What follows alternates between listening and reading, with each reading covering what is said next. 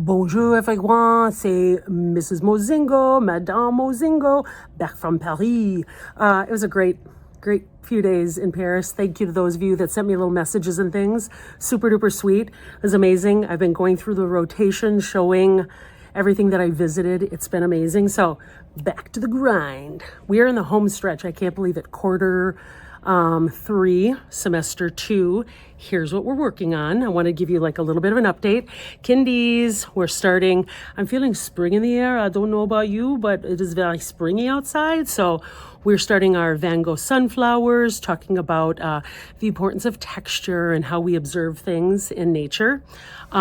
First grade, they are working on Georgia O'Keeffe inspired flower drawings. So honestly, oil pastels, if you don't have oil pastels at home, get oil pastels at home because kids, they love them. Make sure you put a nice plastic tablecloth down. But really, we're looking at the work of Georgia O'Keeffe, looking at texture. Again, observational drawing and the blending of colors and texture. So again, spring is in the air. Level 2, we are learning about the artist Pablo Picasso. I shared some of my pieces from Musée Picasso in Paris. And the students just talking about how our artwork changes over time. He had many different stages that he went through, and we as artists, we change over time and we grow. And so we're just talking about drawing portraits. So what does that look like? And again, it's great. Kids are just taking the plunge. I'm trying to get an automaticity as they work and not to be so fearful and to try new things, drawing with pencil and then with a black crayon, but portraits. And so some of the stages and periods of his life and how life experiences affect our work. That's huge in his learning about Picasso. Okay, next one, third grade. Third grade, we looked at Spoon and Cherry, Klaus Oldenburg and Kuji van Bruggen, the work that's at the Walker Sculpture Garden. Plus, we're talking about things that go together. So thank you so much to the families that have brought in little things from Target, little objects that go together. So honestly, these are so flipping adorable. I can't even stand it. So it's things like rainbows and clouds that go together. Cups of coffee with a cookie, something like that.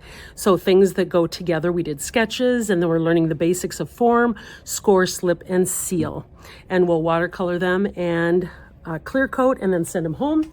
Next one, fourth grade, we're looking at the work of the commercial photographer Levon Biss. He loves macro photography, so just talking about what is shallow depth of field. He is interested in the study of entomology, so the study of bugs. And so with his work, we're looking at bilateral symmetry. We're looking at organic curvy edge shapes, geometric shapes. So again, looking from observation. They're doing research on bugs. And either you love them or hate them, right?